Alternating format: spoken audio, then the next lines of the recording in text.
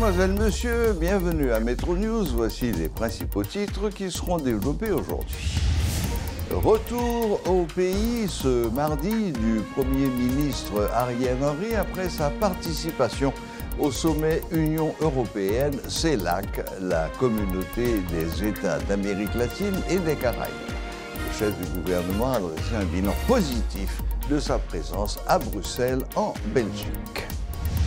Des syndicats du transport en commun qualifient d'insignifiante la baisse des prix des produits pétroliers. La gasoline enregistre une baisse de 10 gourdes et le diesel de 50 gourdes. Selon eux, le gouvernement peut mieux faire. Plus de 192 000 élèves ont participé aux 3 journées d'examen officiel de la 9e année fondamentale. Le ministre de l'Éducation nationale, Nesmi Maniga, se dit satisfait du déroulement de ces épreuves.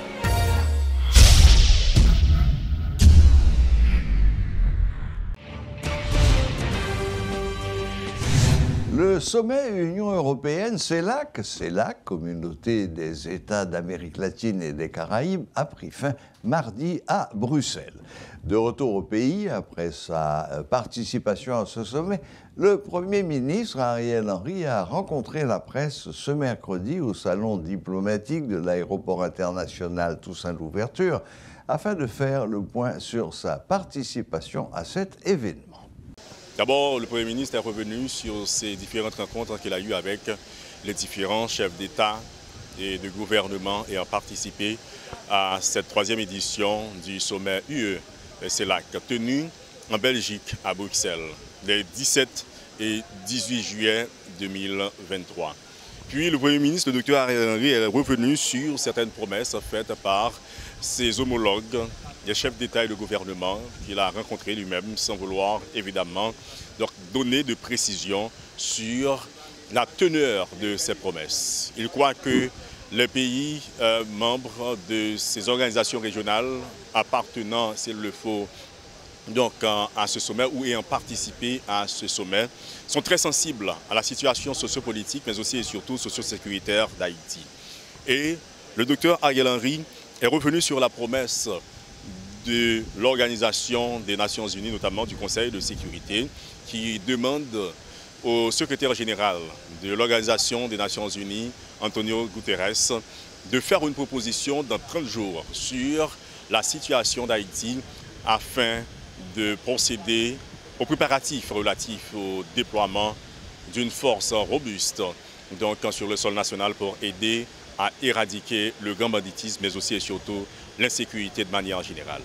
Un jour pour chasseurs, un jour pour gibier, a précisé ou a rappelé le docteur Ariel Henry lors de ce point de presse. C'est comme pour dire que le temps est venu pour que le pays reprenne ses droits et que les regroupements criminels puissent baisser leurs armes.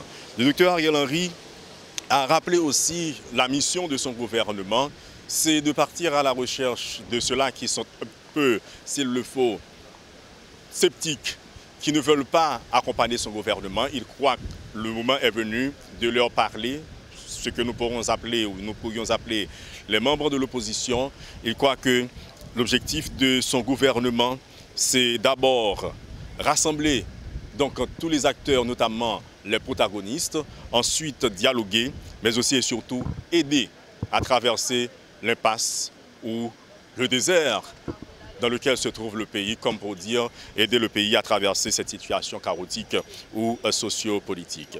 Le docteur Ariel Henry a annoncé aussi le retour de la banque de l'investissement, notamment de l'Union européenne, qui devrait, s'il le faut, revenir en Haïti pour aider, investir, mais aussi et surtout contribuer donc, au développement économique du pays. La Commission de l'Union européenne aussi qui contient, s'il le faut, de grandes enveloppes en termes de financement, d'accompagnement pour les pays de la Caraïbe, sans donner de chiffres de manière réelle. Le docteur Ariel Henry est revenu sur tout ça lors de ce point de presse. Le docteur Ariel Henry a précisé aussi qu'il y a de l'espoir de l'autre côté de la barrière, c'est-à-dire à côté de toutes ces difficultés que connaît le pays, il y a de l'espoir. Et à travers cet espoir, Il faut rétablir la sécurité dans le pays, procéder à la formation de conseil électoral provisoire, réformer la Constitution, aller aux élections pour un développement économique durable dans le pays. Paul Léel et Jean-Jules Desaugustes depuis le salon diplomatique pour Télémétropole. Il n'y aura aucune modification au niveau des prix des courses. Après cette diminution du prix de l'essence en passe d'entrer en application selon certains chauffeurs de TapTap. Ils estiment que cette baisse est insignifiante, surtout au regard du prix du pétrole sur le marché international. Par ailleurs, ces chauffeurs de taxi se disent prêts à supporter les mouvements de mobilisation des syndicalistes pour contraindre les autorités à réduire le prix du carburant d'au moins 30%. Suivez ce reportage de Rodolphe Pierre-Louis. Selon une note du ministère de l'Économie et des Finances ainsi que le ministère du Commerce et de l'Industrie, 10 gourdes ont été enlevées sur les prix des produits pétroliers. Ce qui ne signifie rien, selon beaucoup d'interrogés qui ne cachent pas leur insatisfaction par rapport à cette nouvelle mesure adoptée par ces deux ministères. Des interrogés, notamment des chauffeurs de TapTap et de taxi-moto, n'ont pas caché leur frustration. Ils estiment que ça ne veut rien dire par rapport au prix qui était déjà là. Si l'État retire 10 gouttes sur gaz, il n'y a pas de raison. Si on coûte 100 gouttes, nous allons faire là $15 parce que ce n'est pas grand prix qui sortit. Écoute ça, quitte l'État retirer, quitte pas retirer. Oh, la protection de l'État. Ce n'est pas bon, ce n'est pas bon même. Si on a retiré, au moins, si on a dit retirer $10, au moins, on quitte 500 gouttes au moins. Peut-être comme ça, mais gaz là, tu as supposé vendre $60 pour petit comme. Nous voyons que le gaz là, il n'est pas bon pour nous du tout parce que les passagers viennent là, on paye en quantité comme qu'on allait le paraître. Les balles de oui, gaz descend, il faut qu'on descende pour ya. Mais les retirer 10 gouttes de gaz qu'on a là, ou même combien on va retirer pour passager qu'on a là, c'est ou même qui chauffeur qui vient obligé en déficit passager lui-même il paraît, les balles de oui, gaz descend. Qu'on a vient obligé ou pas câbler des avec, mais ça fait là, il pas dans intérêt personne monde. D'ailleurs, cette situation est susceptible de créer des conflits entre les passagers et les chauffeurs, car les passagers, en apprenant que 10 gourdes ont été enlevées, notamment sur la gasoline, certains exigent que le chauffeur de taxi-moto ou de TapTap diminue les prix des courses, ce qui est totalement difficile selon les chauffeurs qui n'ont pas caché leur position en ce qui concerne ces nouveaux prix adoptés par le ministère de l'Économie et des Finances ainsi que le ministère du Commerce et de l'Industrie. Bon, au moins, on a 30-40% sur le gaz. C'est gourmet, les passagers gourmet avec le chauffeur. Pour petit gaz, c'est supposé vendre 300 gouttes, au moins 350 gouttes. Là, nous devons comprendre. Mais dans le prix de descendre là, il n'y a pas d'intérêt aucun chauffeur. Là, c'est discussion matin, midi, soir. Chauffeur va l'obliger d'aller avec passager. Mais ça fait là, il n'y a pas d'intérêt. Nous n'avons pas aucune satisfaction qui n'a jamais là-dedans. En qui ça le plus cher? Ou qu'à saisir après 2 mois là, il y a ça gaz là, monte 1000 gouttes. D'ailleurs, ils ont fait savoir que selon la loi du 9 mars 1995, les prix doivent être réduits jusqu'à 40%, ce que les syndicalistes Montes du Globe niçois, Anderson Desroches ainsi que Méhu Changeux ont exigé lors d'une conférence de presse qui s'est déroulée hier. Donc les chauffeurs ont également la même position et jusqu'à présent, le gouvernement ne s'est pas encore prononcé par rapport aux différentes revendications. Seulement la position du gouvernement, elle est claire. 10 gourdes ont été enlevées sur les 570 gourdes qu'on réclame pour 1 gallon de gasoline. Mais pour l'instant, les revendications de l'autre côté, à savoir du côté des syndicalistes, en sont claires et précises. Ils menacent de passer à l'action. Tout le monde met ensemble pour nous courir derrière pour gaz avant après. Bon, pas de chauffeur capable de faire une grève. C'est une grève pour le tailler parce que ce n'est pas une grève qui fait.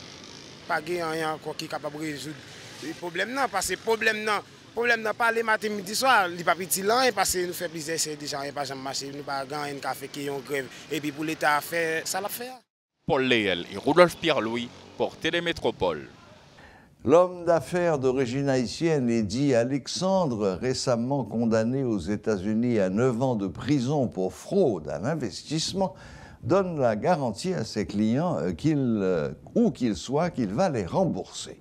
Invité ce mercredi à la rubrique Le Point, il a expliqué que leurs investissements sont actuellement sous séquestre et qu'il n'est pas nécessaire d'engager une action commune pour les récupérer. Moi, je veux dire pour tout le monde qui a investi dans Emini Affection, les gens qui sont journée aujourd'hui que ils ont angoissé, les gens qui hurt, les gens qui aux abois, qui déboussolés, yo te dans investissement, yo te ouais que nous yo te kon qui ça n'a réglé, yo te kon qui plan de gain, qui ça de gain pour faire pour yo. Je ne dis à bagarre la mal passé. Lorsque bagarre la mal passé en tant que PDG, je prends la responsabilité pour me dire que je peux faire mes culpa parce que c'est moi-même qui te fait confiance. C'est moi-même qui te crois et c'est dans la compagnie que l'argent jusqu'à présent est bloqué dans mes receivership. Dit l'argent fait son, ok? L'argent est bloqué dans mes receivership et que yo va le toucher très bientôt. C'était une raison, parce qu'il y a une plus grosse raison qui fait accepter un contrat, faire plaidoyer avec le gouvernement pour nous make sure que nous limiter les dépenses qui gagnent dans montée descendre dans faire l'autre à droite à gauche parce que d'ordinaire l'autre ça prend 4-5 ans pour monter descendre l'argent gaspillé même là pas toucher ça communauté que me devait aider pas à permettre à faire tout le temps ça et puis pour ouvrir $10 aller donc moi j'ai préféré camper en grand monde pour responsabilité puisque c'est sous ma gouverne sous décision, sous administration, sous exécutif leadership, moi, que dégâts arrivent et que nous devons tomber dans la bataille avec le gouvernement pour bagarrer ça et que toute l'argent freeze pendant la période ça, moi dis moi désolé. Moi dis moi sorry parce que en voulant faire quelque chose de bien pour eux et que vous faites confiance, vous connaissez que nous avons délivré et puis nous tomber dans crosshair, un paquet d'éléments que nous pas prévenus, un paquet de bagages que nous pas trouvé. Maintenant, qui ça doit faire? Seul ça, ça doit faire, c'est plus pas entrer dans une organisation qui dit qu'il va faire aux jeunes l'argent. Non, ça c'est droit pas aussi l'entrer, mais c'est pas ça qui a besoin pour rentrer. Ça a besoin pour aux jeunes l'argent, c'est rester tendre parce que à chaque moment nous allons voir une note sortie avec les Bon, admettons que nous en prison et pas de décision à prendre dans l'organisation dans le cas civil là que va demander nous toujours PDG jusqu'à ce que compagnie a fait mais il va le voir en lettre dire que mais le fait là déjà il pas opérationnel actuellement là il fait main. Non, Iminiapex existait sous séquestre.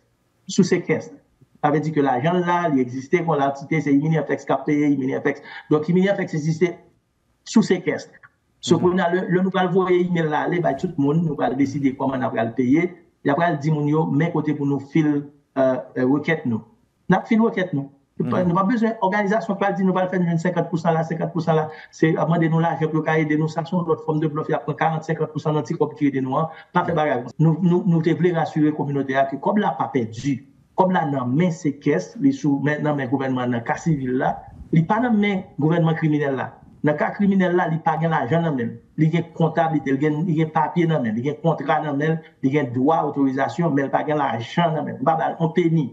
Le gouvernement cas criminel là $1 autorisation pour autoriser cas civil là paiement bio. Donc nous voulons ça clair. Donc traiter tête frais, traiter tant notre la sortie côté nous va filer dans tribunal tout nous va dire juge là mais qui plan nous gagner pour nous payer bio. Et dit Alexandre pas opposé et dit Alexandre d'accord équipe légale dit d'accord ou même est-ce qu'on d'accord c'est si pas opposé juge là dit go ahead. Là on dit ça tout le monde va recevoir pour bio. N'importe côté, qu'on a Haïti, qu'on a pays étranger, j'ai déjà fait plein parce que vous connaissez une audience internationale que nous gagnons.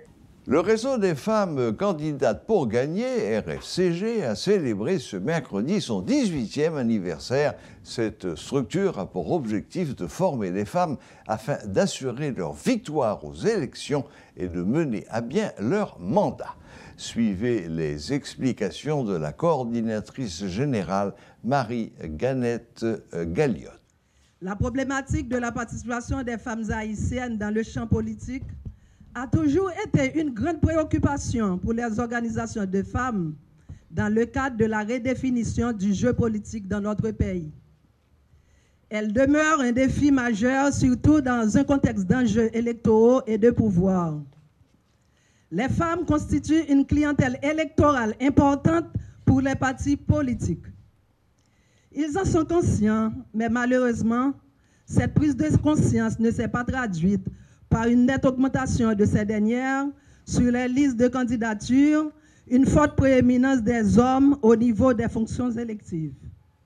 En matière de participation politique des femmes, le sombre tableau montre qu'il reste des défis majeurs à relever. Très peu de progrès ont été enregistrés lors des élections de 2015-2017 autour de la représentativité des femmes. Seulement 4 femmes étaient représentées dans les 2 chambres de la 50e législature. Même dans les collectivités territoriales, moins de 15% de femmes ont occupé le poste de mairesse principale. Cet état de fait traduit la fragilité des mesures étatiques et démontre le vaste chantier à construire autour de la participation effective des femmes dans les espaces de pouvoir. Dans cette perspective, le réseau des femmes candidates pour gagner continue de travailler en vue du renforcement des capacités techniques des femmes candidates, de la déconstruction des stéréotypes sexistes liés à la participation politique des femmes, des campagnes de sensibilisation à l'endroit de la société sur la nécessité de comprendre l'importance de la participation politique des femmes dans le cadre du renforcement du processus démocratique sont aussi envisagées. En effet, nous constatons que la situation sécuritaire du pays n'est pas favorable pour l'organisation des élections, mais cependant, pour arriver à la stabilisation politique, il faut de toute façon passer par les élections pour renouveler le personnel politique, incluant le principe constitutionnel du quota au moins 30% des femmes. Nous demandons au gouvernement actuel de prendre toutes les décisions nécessaires, de rétablir la sécurité pleine et entière en vue de faciliter la libre circulation des gens pour organiser les élections inclusives dans le pays. Notre invité du jour est Maître Gédéon Jean, coordonnateur du Centre d'analyse et de recherche en droits de l'homme, le CARD.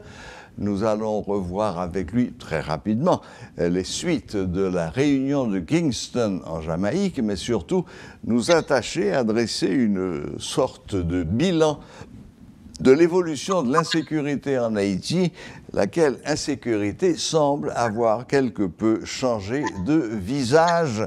Bonjour Maître Gédéon Jean et bienvenue à Metro News. Bonjour Serge. Voilà, donc j'ai annoncé que nous allions rapidement revenir sur les suites de la conférence de Kingston, mais surtout, je crois que le CARD a dressé un bilan assez précis en termes de chiffres sur l'évolution de l'insécurité qui semble avoir baissé en ce qui concerne les kidnappings et les assassinats, mais par contre qui est en train d'augmenter pour ce qui est de l'insécurité maritime. Est-ce que vous pouvez développer un peu ces thèmes? Oui, tout à fait. Et la cellule d'observation de la criminalité du Centre d'analyse et de recherche en droits de l'homme vient de présenter son dernier bilan sur la criminalité, le kidnapping en particulier.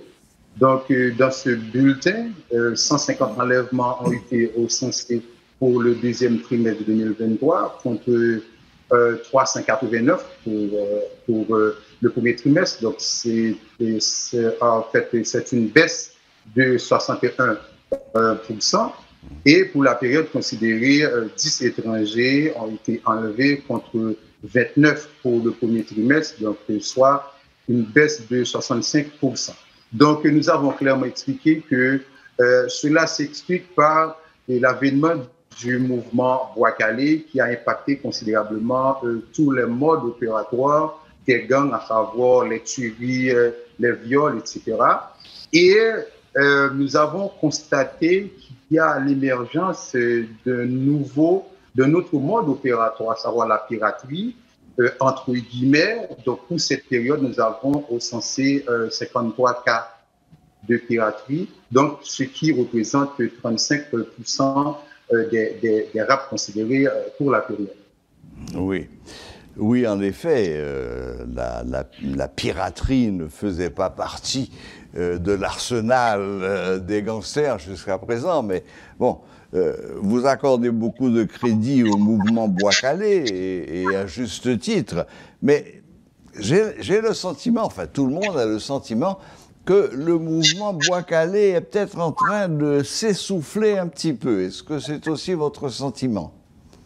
Oui, tout à fait. Et c'est pourquoi, en perspective, nous avons envisagé une hausse des cas d'enlèvement, parce que, comme le cadre l'avait proposé dans ces deux bulletins, ces deux rapports ou analyses sur le Bois-Calais, eh bien, l'État n'a pas encadré le mouvement. Encadré dans le sens qu'il fallait donner plus de moyens à la police communautaire, aux autorités locales, encadrer les notables afin que le mouvement Bois-Calais soit normalisé, soit contrôlé. Et l'idée, c'était aussi de limiter les dérives, donc cela n'a pas été fait. Aujourd'hui, on constate une baisse au mouvement par rapport au mouvement Bois-Calais.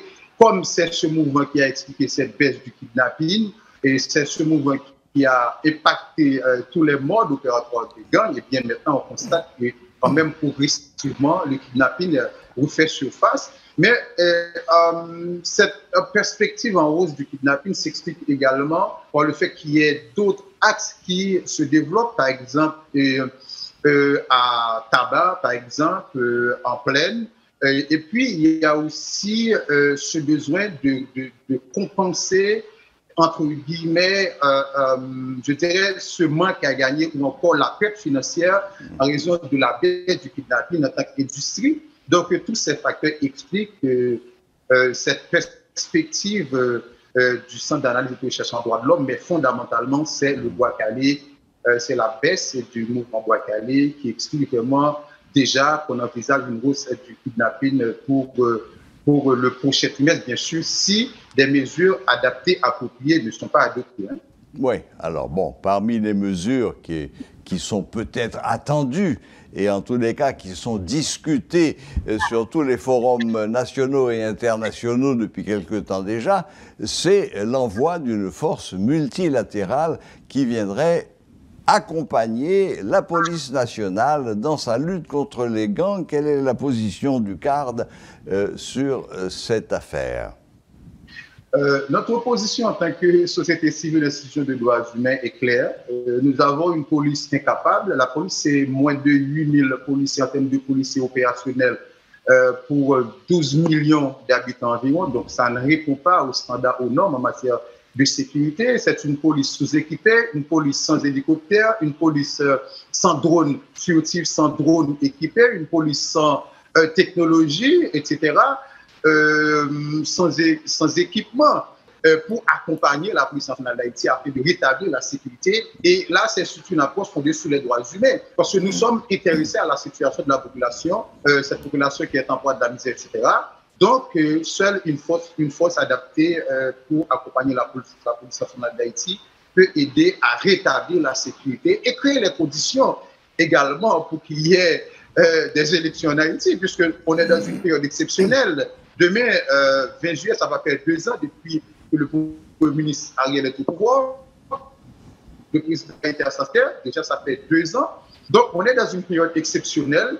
Eh bien, il faut créer les conditions pour que la population puisse choisir ses représentants, ses gouvernants, conformément à la Constitution, conformément aux instruments internationaux de garantie de protection des droits de l'homme. Je vais parler du pacte international relatif aux droits civils et politiques. Je vais parler du pacte international, je vais parler de la Convention américaine relative aux droits de l'homme. Donc, c'est 2 instruments auxquels l'État haïtien est parti de ces 2 textes. On a quand même compris l'essentiel de votre position, à savoir que, compte tenu des circonstances, compte tenu de la faiblesse de la police nationale, le CARD est partisan de ce qu'une force internationale vienne porter secours, vienne renforcer les capacités de la PNH, ce qui permettra, après ça, de créer le CEP et des conditions favorables à des élections générales dans le pays. Bien, voilà, malheureusement, nous allons devoir mettre un terme à cette interview, vu que la technologie nous joue des tours. Donc je rappelle que nous avions comme invité Maître Gédéon Jean, coordonnateur du CARD. Le CARD, c'est le Centre d'analyse et de recherche en droits de l'homme, et qui dressait un bilan sur l'état de l'insécurité et l'évolution de l'insécurité, baisse souvent importante des kidnappings et des assassinats, grâce en grande partie aux actions du mouvement Bois-Calais, et par contre, émergence d'une nouvelle sorte d'insécurité qui est l'insécurité maritime. Voilà. Pour conclure, le rappel des titres. Retour au pays ce mardi du Premier ministre Ariel Henry après sa participation au sommet Union européenne-CELAC, la communauté des États d'Amérique latine et des Caraïbes. Le chef du gouvernement a dressé un bilan positif de sa présence à Bruxelles, en Belgique. Les syndicats du transport en commun qualifient d'insignifiante la légère baisse des prix des produits pétroliers. La gasoline enregistre une baisse de 10 gourdes et le diesel de 50 gourdes. Selon eux, le gouvernement peut mieux faire. Plus de 192 000 élèves ont participé aux 3 journées d'examens officiels de la 9e année fondamentale. Le ministre de l'Éducation, Nesmi Maniga, se dit satisfait du déroulement de ces épreuves. Voilà, la boucle est bouclée. Merci de nous rester fidèles et à la prochaine. Même heure, même chaîne.